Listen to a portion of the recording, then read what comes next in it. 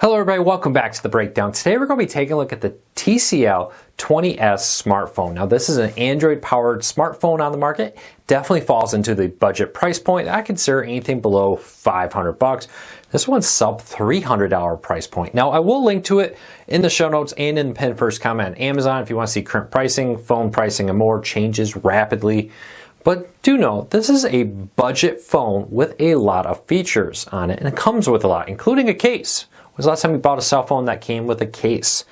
And again, it's a minor soft case, but it does do a lot. We're going to be breaking down everything we know about this TCL S20, what you need to know about it, and a whole lot more in this video. First though, if you could help us out, help us grow this new channel, hit that subscribe button, hit that thumbs up. It really does help us because it lets YouTube know you enjoy what we do here. Hopefully we can help you figure out if this S20 or 20S, TCL phone is right for you, and talk about the pros and cons of this very well packed full of features budget smartphone. All right, let's get a few things right out of the way to start with. This is the S20 version. This is compatible with Verizon.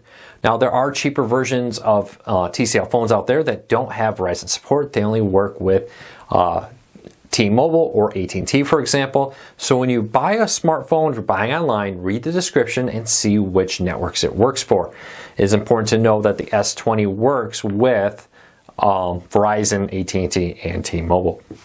Now with this, it is a very feature-packed budget smartphone. Now a few things here that really makes it stand out is the fact that it does include Face Unlock. You can get it that way. You can do a PIN or a pattern or all those kind of password to unlock it. And you can also have a fingerprint reader on the side here. And I really like how they put the fingerprint reader on the side. So it's right here and it sits right about where your thumb would hold it if you're holding it this way. And if you have it in your other hand, where your index finger would hold it. So really, no matter which way you do it, which hand you're holding, it's easy unlock. Now my favorite still has been the finger unlock on the back. This is a close second. This is really nice. The thing I like about it is it offers both the fingerprint reader unlock and Face ID unlock, or Face Unlock, or whatever they call it. I think Face ID is technically an Apple term with that. But you have those options. You can do both, and of course you can always enter a PIN, file a pattern, enter your full password, whatever you want to unlock your phone.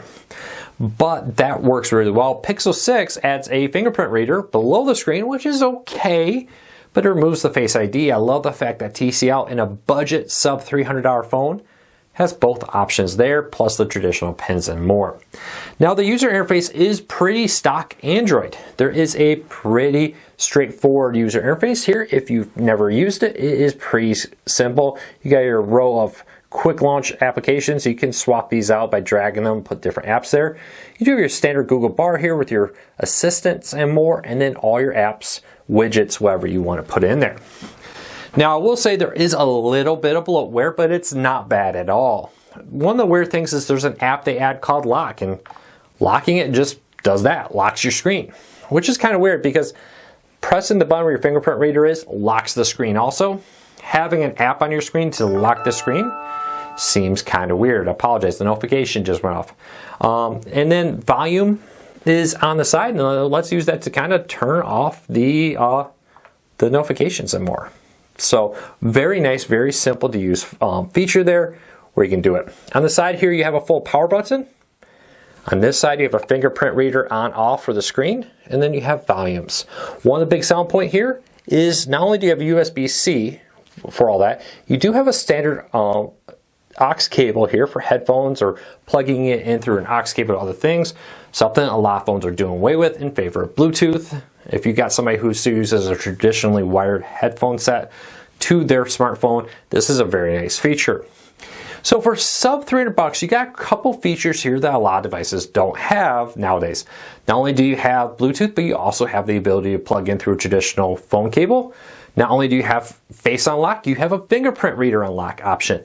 You can have both set up at the same time and do whatever works best for you to unlock your device. Love that. I wish Pixel 6 had that. I don't understand why they don't have the Face Unlock and the fingerprint reader. The screen is good quality, does do 4K, HDR, all that fun stuff. It's pretty stock self-explanatory, pretty standard screen for most phones nowadays. Nothing horribly special about it. It does come with this pretty basic clear case with it included in the price with everything.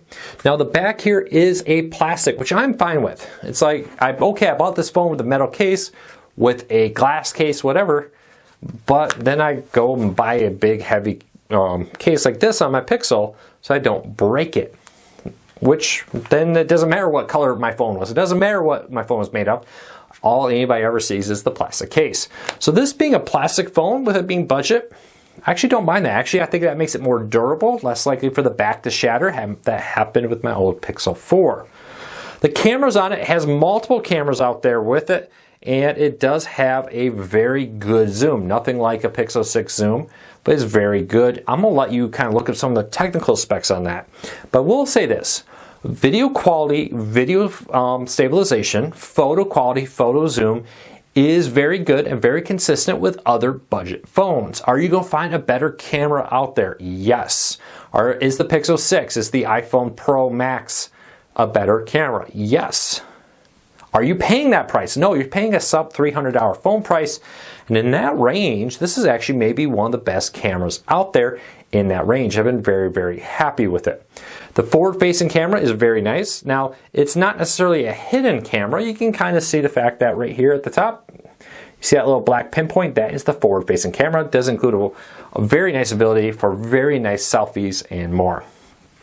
Now, again, is it an iPhone Pro, Max, whatever? Is it a Pixel 6 Pro? No, it is not.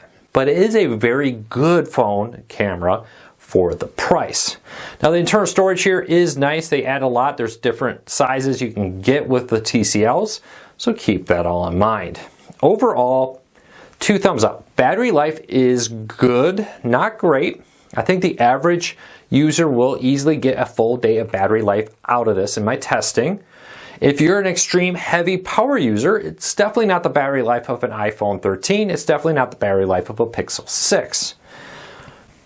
With that said though, it is consistent or better with other similarly budgeted phones. I would say of average use where you're just checking a little Facebook, checking a little email, making a few phone calls, you will get through an average day without having to think a whole lot about going to charge it. Now, if you're running around a lot and are using it extremely heavy and recording videos or shooting a lot of videos for hours on end, you can deplete this battery within a half day of extremely heavy use where I'm watching a full movie, I recorded 20 minutes of video, I'm on my phone non-stop on a plane.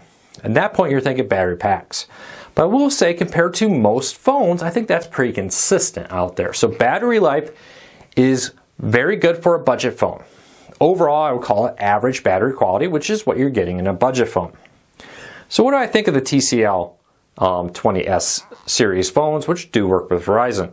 It's good. It's got a good quality screen. It's got a good speed processor. There is a built-in gaming mode for gaming. There is good quality video and there is good quality photos. Is it the best on the market? No, you're not paying that price. You know, Pixel 6, iPhone, Pixel 6 Pro and the iPhone Max, all that kind of stuff is going to be sometimes as close to triple or more the price of this phone. So keep that in mind. The fingerprint reader, the face unlock do work very well. Setup process went well. It's a pretty clean version of Android. There are some tweaks to it. There are some additional bloatware apps on there. Go on there. Nothing too major. There is a optimize button to help you kind of optimize your phone, to help it battery and everything keep running, to help kill apps that may not be running properly and using an abnormally large amount of battery.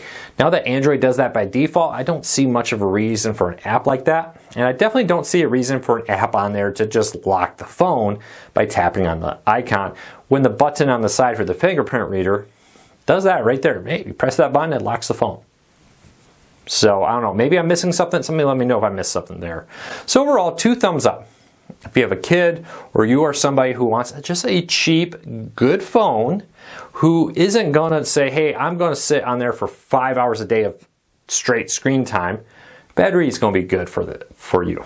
And also, I would say I like the fact that it's plastic. Like I said, all the money we're pouring into metal phones and glass-backed phones just to put a case on it and never see it. Or hey, it's a special gold edition. Again, I put a case on it and never see it. It's kind of annoying. It does come with a USB cable to charge it, some adapters, and a plastic soft case here, which is pretty nice little addition. If you're giving this to a kid or somebody who's rough with their phones, I would definitely recommend investing in a better case. But hey, as a starter case, this is not bad at all. So 2 thumbs up. If you want to find this, I'll put a link to it in the show notes down below. You can check it out for yourself. But call quality, one last thing, call quality, speaker quality, all very good, all consistent out there. Let's be honest, making a call on a cellular network isn't the highest quality to start with. And the microphones on this and the noise cancellation features on it are good, are standard, do meet, I think, with most people's expectations.